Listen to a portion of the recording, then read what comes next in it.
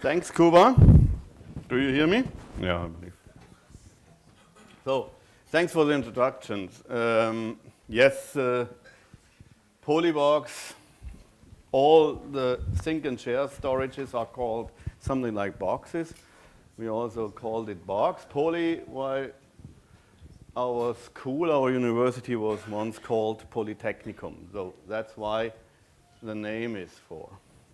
Yes, last year I showed you some numbers. We have seen some numbers today, and I probably also will show you some numbers, but also talking about use cases and, let me say, taking some use cases together within discussions of our users. So this is very important that you get that what the users want, that you then formulate a requirement, make a use case out of it, and then you are in that shape that you can cover the requirements of the users, and then you probably have some success.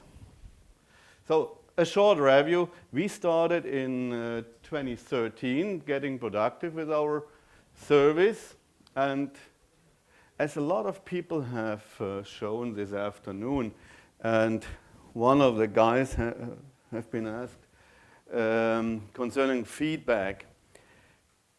For a service like this, you get amazing feedback. So last week, one of my colleagues met some friends of his daughter, and they are not at our school, but they are discussing about services like this. And the only thing what they mentioned from IT was this kind of service. So all the other IT services, these were not nuclear physicists or high energy physicists, okay. These were economists, for example, and they take attention and regard to this service because this is very popular. So what I want to tell you is a slide. I want to explain you a slide which I got from Claude Barrera from IBM. He mentioned the transition from the traditional workloads to, let me say, new workloads. The traditional workloads are transactional systems. They are, for example, deployed workstations where you have your data on, you have virtual desktops and servers. And new workloads will address sync and share use cases, scientific applications, what we heard already, when you just exchange scientific data or have applications applied on scientific data. And for example, also data analysis, and you can have the big data analysis in brackets. So on the left-hand side, you see older-fashioned, or the systems as we already know. These are the systems of record. On the right-hand side, here are systems of engagement. We want to engage our users in order to make new things, to innovate, and get, let me say, in a good shape of collaboration together. So systems of record, the older ones, which are very important. These are simplified infrastructures, and they require cost efficiency through improved virtualization and automation, and they are controlled by a certain kind of data growth.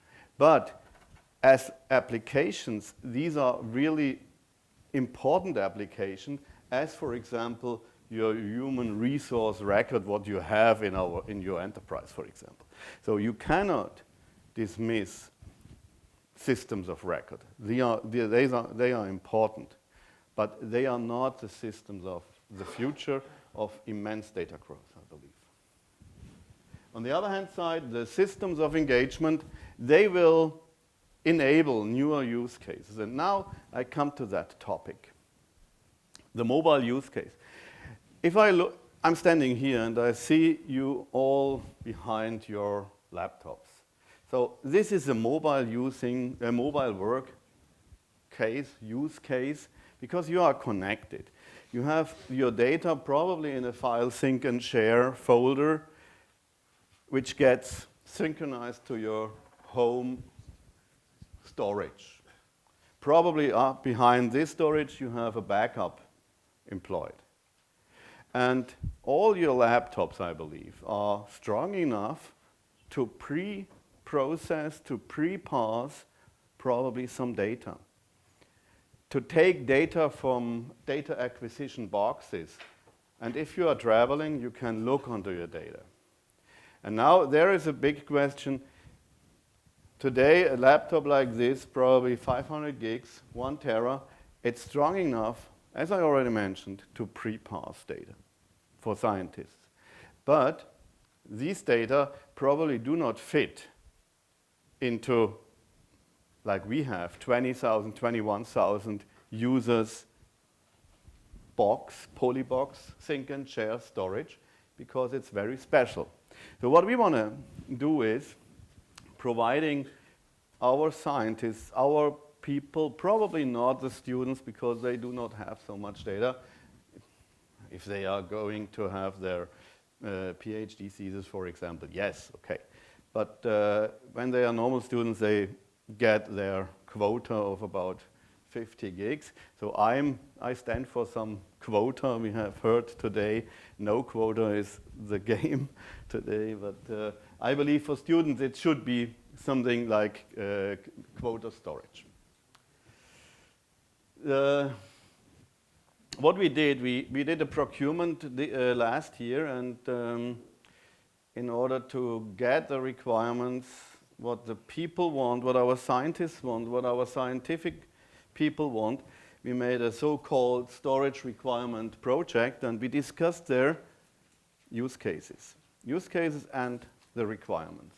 And it has turned out that within, let me say, 3 use cases, like daily business storage, sync and share storage for documents, and the mobile working, we could reduce this to the mobile working use case. So that is exactly what I mentioned with you're all behind your laptops, and the laptop is the first tool to connect to your home, mothership, storage, whatever setup. So the problem was how to get people together, motivate them to find a common solution, and this was within that project. So I can probably suggest that a structured meeting, let me say, discussions will help to find the right use case and to find a common sense of formulating a use case where everybody can agree to. So, what do we want to do with our polybox? What do we want to do with new use cases? What do we want to do with the new storage we got and we are just installing from IBM, the Spectrum scale storage? So what we want to do is, first we want to replace the home directory, old-fashioned home directory, as everybody of us know what it is. So we have seen that we have a lot of work with our so-called, for everybody provided, home directory. It's better to provide and to give people the polybox storage that's very easy to apply and to give out. We have seen that our students, it's like here, every student has his own device. It's not like 10 years before where we have to provide workplaces, computerized workplaces for students. Today, everybody is coming in with laptops, with iPads, whatever. They have the data with them. So this enables a mobile working use case also. The data is with them on the laptop. We want to integrate, and we're just in discussion together with the colleagues from Münster and also with OwnCloud. We want to integrate some learning educational platforms and frameworks like Moodle. There are different possibilities to do it. We're just in the discussion, and probably I want to show in the next contribution. I want to show where we have been heading for at least. And on the last side, we have the scientific collaboration, where I identify some special use cases, as I lightly mentioned before.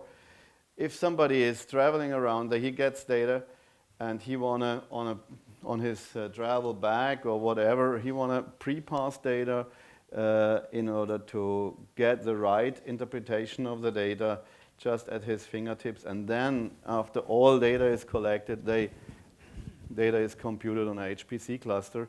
This is a scientific, let me say, enablement, engagement of synchronized data or of a mobile working use case. Just some slides on the setup. There's not much change as I showed last year. We have changed little database things and so on. But on the one hand side, also to show you some numbers, we have at the moment 21,100 active user accounts, different user per day, and different users per week, and different users per month. So we also have some framework around in order to do some statistical studies on that. What is probably of interest, kind of data and numbers we haven't seen until now, is what Urs Gubler mentioned. But these are from the values from early 2016. And what we tried to analyze is how many PDF files, file types versus storage usage we have. And, for example, modification versus storage usage. But you see that we have over 10-year-old files, so that's pretty clear. These are files which have been directly moved from a storage, being existing since years, to a file sync and share storage. So we have opened them another storage, and people transferred storage to that. This is something which is not normally the use case for sync and share, but it's not so much in storage or in terabytes. So, but this is something which should be treated otherwise. You know, so. But the main storage consumption is, let me say, between 90 days and 1 or 2 years. So this is the maximum you have. So this is also, I believe, more or less, that's for the storage thing and share storage is standing for. So to give you a short summary, is we try hard to, let me say, develop and to improve service of the Polybox aligned to the use cases, to the input we get from users in order to have, let me say, requirements covering storage. We want to head for integration of an educational framework. We want to integrate scientific data to the think and share capabilities we have, or provide them as it's possible, and to make spectrum scale storage think and share ready, and this we want to do together with OwnCloud and our colleagues from IBM. So thanks a lot for your attention, and I'm open for questions.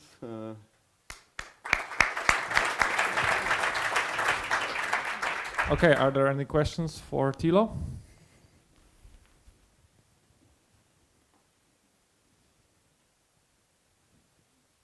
Okay, no questions. That's good. Yeah. Okay, so I give the session back to you. Yeah. Okay. You showed these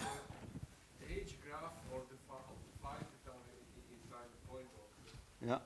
Do you think this is consistent in time? So maybe next year we will see the same shape, or maybe it will be moved somehow.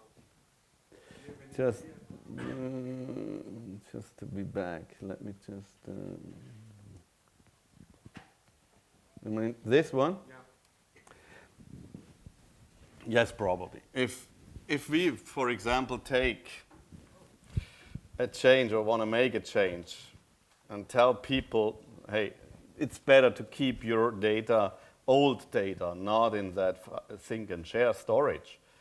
And within the next 2 months, we want to delete files older then the graph might be totally different next year. But up to now, there is no attention on this. Yeah. Okay. No, And that, what I was wondering, might that peak be due to a peak in the user number, increase in the user number, or it's just you expect it to be like that in time? So if we do not make a hard change, it will be more or less the same. Why not? And our user numbers are normally, let me say more or less, since we upgraded to a 50 gig user quota, then the development of the number increasing is more or less linear. Sometimes you have unsteady growth. That's at the beginning of a semester when new people are coming in. That's pretty clear. So then they make a first login and then the number increases. But this is an unsteady growth at the beginning of the semester because we are an educational university also.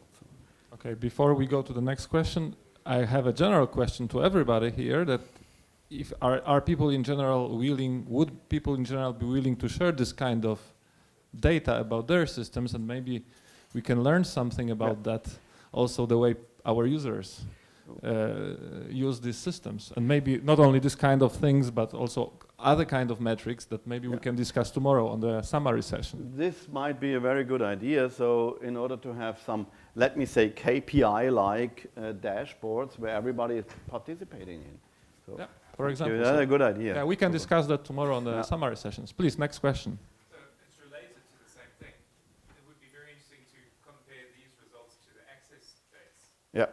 Because if they're keeping stuff that's 10 years old but it's being regularly accessed, you're not going to tell them to archive it. So you would have to take that into consideration. That's pretty clear. But we are just, in the summertime, we just investigated a little in Splunk in order to do data research and data analytics on it. Yes, I believe. Yeah. It's not just sitting there. No. Yeah, but the Absolutely problem clear. is that, you know, if the file is synchronized to your local laptop, then you can access it every minute of the day, and we don't know about it. Yeah. So you don't really know if the file is really used or not. But it's pretty clear you can have, and a drill down might be of some interest. That's why. Okay. And there was some other question here. Or? Okay.